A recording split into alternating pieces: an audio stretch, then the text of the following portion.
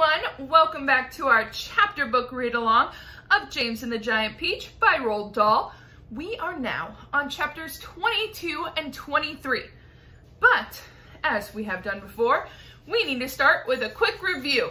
So if you would like, please pause and talk it over about what we've read so far in our book with the people you are watching this with. If not, here comes my review. We have our main character, James Henry Trotter. He lives with his mean aunts, Aunt Sponge and Aunt Spiker. They live on a hill in England. It is sad, and they are not nice people.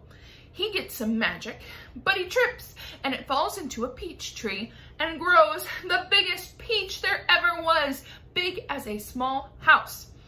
James goes in there and meets some new friends. They are giant bugs. Mr. Centipede, Miss Ladybug, Mr. Grasshopper, Miss Glowworm, Mr. Earthworm, Miss Spider, and the Silkworm. They get down from the tree. Mr. Centipede broke the stem, and they roll down, down, down, down the hills of England until they end up in the ocean. And they're bobbing up and down in the ocean. They're all worried. Are they gonna sink? What are they gonna eat? What are they gonna do? Well, James comes to the rescue and he says, we're fine. The peach floats. We have plenty of food here. So as they are celebrating and eating the peach, they notice something in the water. It's a ton of sharks, and they are starting to attack the peach. They're all worried again. What are they gonna do? James comes up with a brilliant idea of using the rope from Miss Spider and the Silkworm to attach hundreds, maybe even thousands of seagulls to the top of the peach so it floats out of the water. Well, we left our heroes right after they talked through this plan, and they're about to make it happen. So let's get started. Chapter 22. In a few minutes, everything was ready. It was very quiet now on top of the peach. There was nobody in sight. Nobody except the earthworm. One half of the earthworm, looking like a great, thick, juicy pink sausage, lay innocently in the sun for all the seagulls to see. The other half of him was dangling down the tunnel. James was crouching close beside the earthworm in the tunnel entrance, just below the surface, waiting for the first seagull. He had a loop of string in his hands. There's poor worried earthworm, and James waiting patiently. The old green grasshopper and the ladybug were further down the tunnel, holding on to Earthworm's tail, ready to pull him quickly out of danger as soon as James gave the word. And far below, in the great hollow stone of the peach, the glowworm was lighting up the room so that the two spinners, the Silkworm and Miss Spider, could see what they were doing. The centipede was down there too, exhorting them both frantically to greater efforts, and every now and again James could hear his voice coming up faintly from the depths, shouting, "Spin, Silkworm, spin, you great lazy fat brute, faster, or we'll throw you to the sharks." "Here comes the first seagull," whispered James. "Keep still now, Earthworm, keep still. The rest of you, get ready to pull." "Please don't let it spike me," begged the earthworm. I won't, shh." Out of the corner of one eye, James watched the seagull as it came swooping down toward the earthworm, and then suddenly it was so close that he could see its small black eyes and its curved beak. The beak was open, ready to grab a nice piece of flesh out of Earthworm's back. "Pull!" shouted James. The old green grasshopper and the ladybug gave Earthworm's tail an enormous tug, and like magic, the earthworm disappeared into the tunnel. At the same time, up went James's hand, and the seagull flew right into the loop of the silk he was holding out. The loop, which had been cleverly made, tightened just the right amount, but not too much, around its neck, and the seagull was captured. "Hooray!" shouted the old green grasshopper, peering out of the tunnel. "Well done, James." Up flew the seagull with James paying out the silk string as it went. He gave it about 50 yards, then tied the string to the stem of the peach. Next one, he shouted, jumping back into the tunnel. Up you get again, earthworm. Bring up some more silk, centipede. Oh, I don't like this at all, wailed the earthworm. It only just missed me. I even felt the wind on my back as it went swishing past. Shh, whispered James. Keep still. Here comes another one. So they did it again, and again, and again, and again.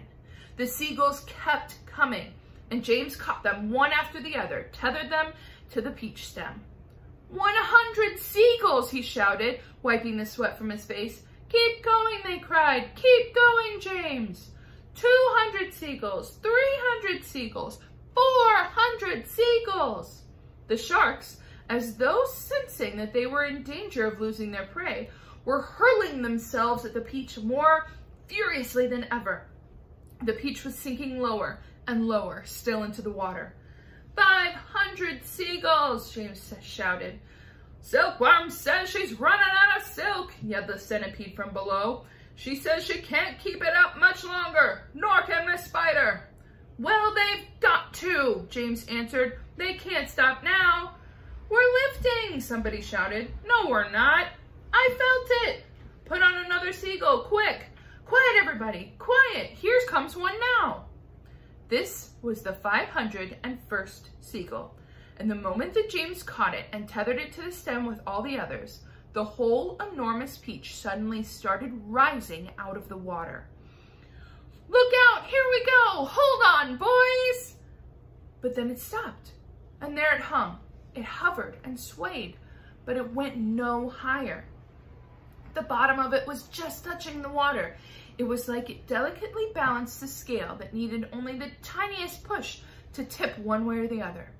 One more will do it, shouted the old green grasshopper looking out of the tunnel. We're almost there.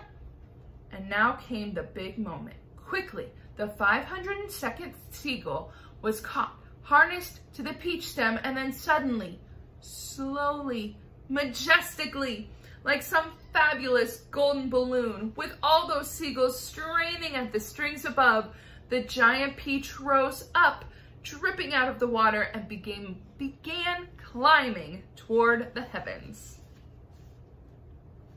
There it goes. Look at that peach. In a flash, everybody was up on top. Oh, it's beautiful, they cried. It's a marvelous thing. Goodbye, sharks. Oh boy, this is a way to travel. Miss Spider, who was literally squealing with excitement, grabbed the centipede by the waist, and the two of them started dancing around and around on the peach stem together. The earthworm stood up on his tail and did a sort of wiggle of joy all by himself. The old green grasshopper kept hopping higher and higher into the air. The ladybug rushed over and shook James warmly by the hand. The glowworm, who is at the best of times a very shy and silent creature, sat glowing with pleasure near the tunnel entrance. Even the silkworm, looking white and thin and completely exhausted, came creeping out of the tunnel to watch the miraculous ascent. Up and up they went, and soon they were as high as the top of a church steeple above the ocean. I'm a bit worried about the peach, James said to the others as soon as all the dancing and shouting had stopped. I wonder how much damage those sharks had done to it underneath. It's quite impossible to tell from here. Why don't I go over the side and make an inspection? Miss Spider said. It'll be no trouble at all, I assure you. And without waiting for an answer, she quickly produced a length of silk thread and attached it to the end of the peach stem.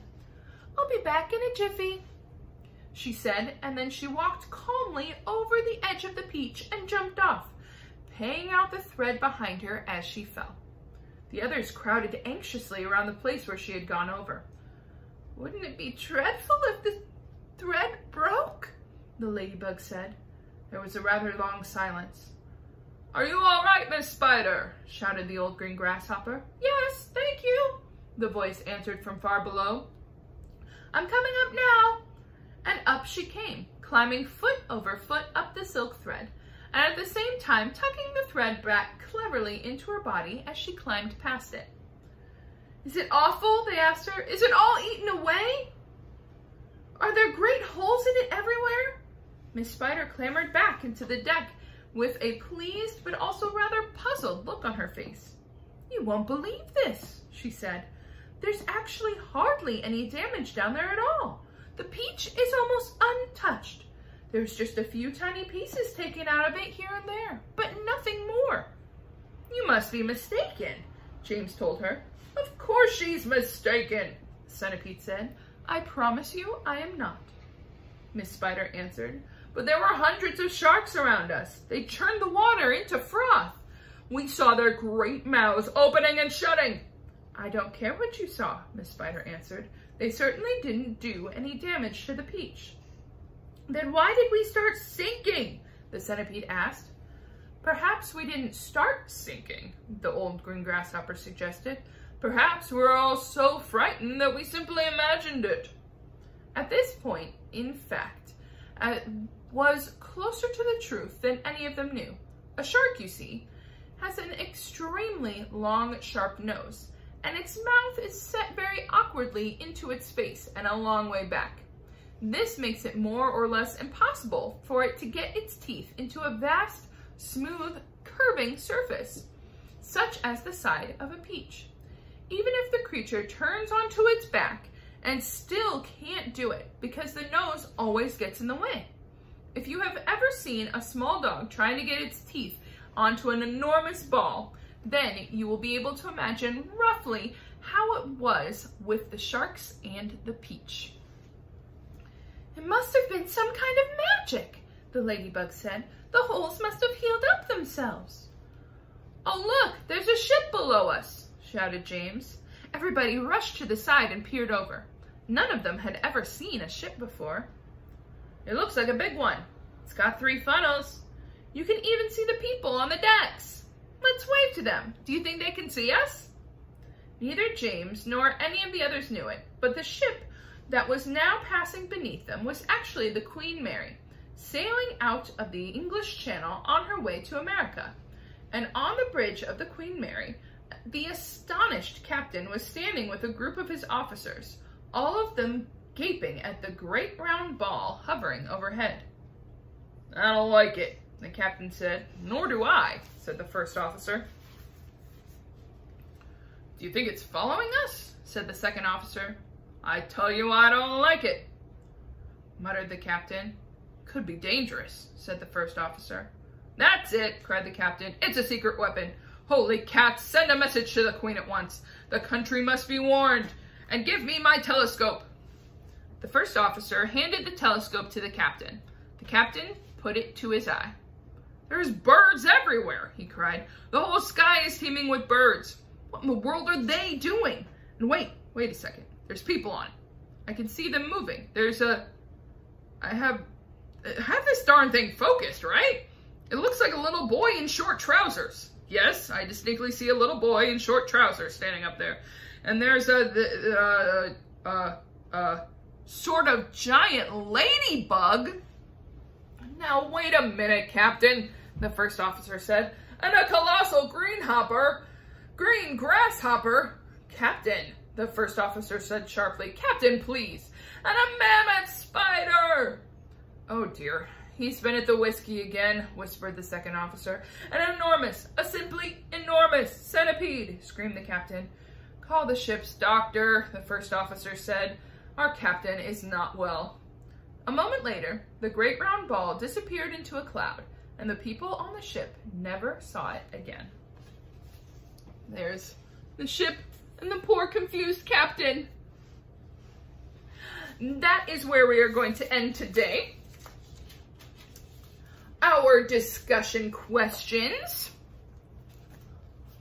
What were some of the effects of James's plan? So some of the effects of James's plan. So earthworm and silkworm, or not earth, well, earthworm and silkworm and spider were all the 3 that were mainly in there, right? So silkworm and Miss Spider were spinning rope as fast as they can. They got so exhausted. And the earthworm, well, he was bait. Why did the earthworm not like this plan? He was not exactly excited about it. He was bait, which means that the birds could have eaten him. And they tried, and that's how they caught him. Why do you think he did it anyway, though? I think he did it because they are his friends, and he would have gotten eaten by a shark anyway. How many seagulls did it take to lift the peach? 502. You remember that the 501st seagull started to lift it just out of the water, like just that much. But then they got the second one on there, 502, and it flew out. If you were Miss Spider and Miss Silkworm, how would you be feeling? I'd say a couple things. First, I would be so tired. They were working so hard. They had to make 502 long, strong ropes. And then I'd be pretty proud because they made those things that made it work and got them out of the water and saved them. Why did Spider fall off the side of the peach? She didn't really fall though, did she? She was using her silk or her string and she jumped over the side to check the damage. What did she discover down there? There wasn't much damage at all, was there? So I like how Roald Dahl explained it. If you had a small dog with a big ball, it can't get its little teeth around it. So the shark's noses got in the way and they couldn't bite the peach. So they just kind of poked at it. Why did everyone think the peach was sinking?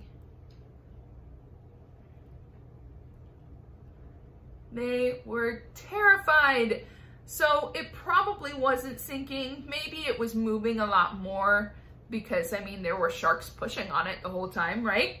But it wasn't really sinking. They were just so scared that they convinced themselves that the peach was sinking. And what do those people on that ship below think about the peach? They think it's a weapon. They don't like it. They're so confused by it. And then the captain gets out his telescope and looks up there and sees giant bugs. He's so terrified. And the rest of his crew don't believe him. They think that he is sick or something's wrong. Maybe he's been out in the sun too long. Our vocab word is one that we've had before. It's mammoth, which means huge, ginormous, big, so large. So he saw a mammoth centipede. So that is all of our questions and our chapters for today of James and the Giant Peach. We will be back next week with more chapters and continue our story as the peach is now flying over the ocean. So I can't wait to see you all back then. Have a great weekend and talk to you later.